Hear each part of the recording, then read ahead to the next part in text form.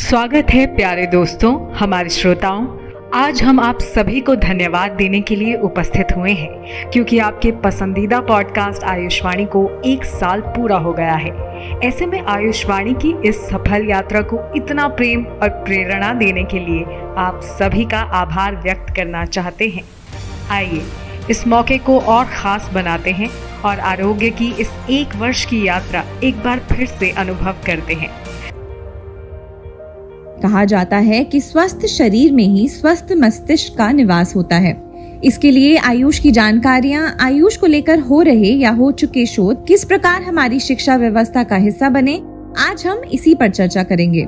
हमारे साथ आयुष और शिक्षा को लेकर चर्चा करने के लिए मौजूद हैं वैद्य जयंत देव पुजारी जी। आप national commission for Indian system of medicine के अध्यक्ष हैं। पुजारी जी, आपका हमारे कार्यक्रम आयुषवाणी में बहुत बहुत स्वागत है। सर, आयुष को शिक्षा से कैसे जोड़ना चाहिए ताकि नई पीढ़ी में आयुष की उपयोगिता और विशेषताओं के बारे में जागरूकता आ सके?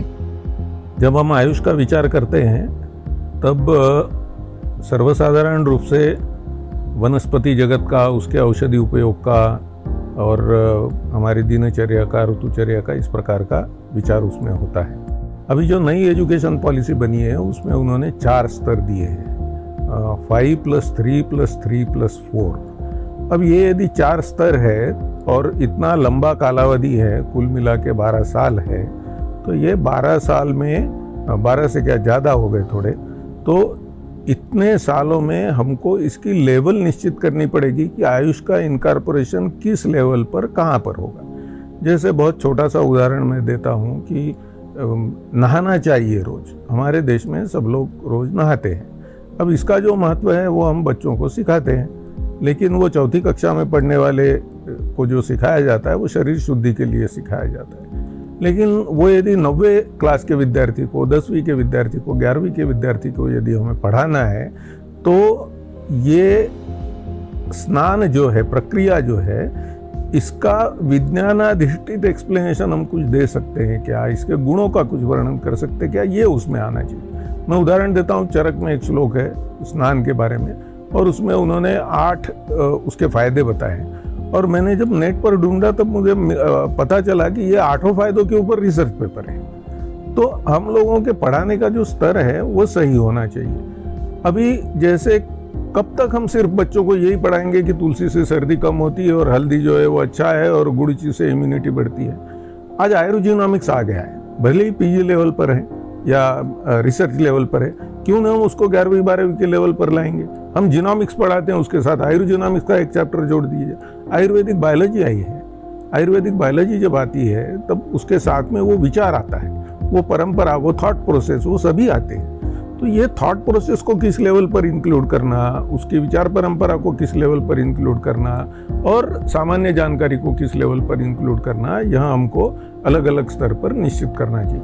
जैसे आहार के बारे में हम लोग विचार करते हैं कि आहार के बारे में हमेशा जो बात की जाती है ये माल न्यूट्रिशन की तरफ से, इस एंगल से बात की जाती है। ओवर न्यूट्रिशन भी एक चीज़ है जो हम कभी बच्चों को पढ़ाते ही नहीं कि ये चीज़ों से ओवर न्यूट्रिशन होता है, इसके कारण स्थूलता, ओबेसिटी बढ़ती है और ये हमारे आज की आने वाली समस्या है। तो इसका व्यायाम का महत्व है। व्यायाम का महत्व आ जाके हम जिम के बारे में और इसके बारे में करते हैं, लेकिन हमारे योगासन है, हमारे सूर्य नमस्कार है। अब योगासन पर इतना ज़्यादा रिसर्च हुआ है, वो कब जाएगा बच्चों के पास? वो सिर्फ रिसर्च करने वालों के लिए या मेडिकल स्टूडेंट के लिए थोड़ी है। उसका आप थोड़ा सा स्तर हम नीचे लाएंगे, हम शिक्षा के, शालेय शिक्षा के स्तर पर इस रिसर्च को हमारी भाषा में लाएंगे, हमारे करिकुलम में लाएंगे, तो उसका निश्चित फायदा जो है वो शिक्षा में होगा। इसलिए ये 5+3+3+4 वाला जो स्तर है, वो स्तर के अनुसार हम उनको आयुष के माध्यम से, एंगल से क्या क्या देना चाहते हैं, इसके स्तर भी निश्चित होने चाहिए, ऐसा मुझे व्यक्तिशः लगता है। सर, किसी न किसी रूप में आयुष पहले भी शिक्षा या संस्कार का हिस्सा रहा है, अब इसमें नया क्या होना चाहिए? इसके बारे में 2 चीजें हैं कि यह जो जानकारी है ये आयुष पर्सोनल के पास में आज रेडी है।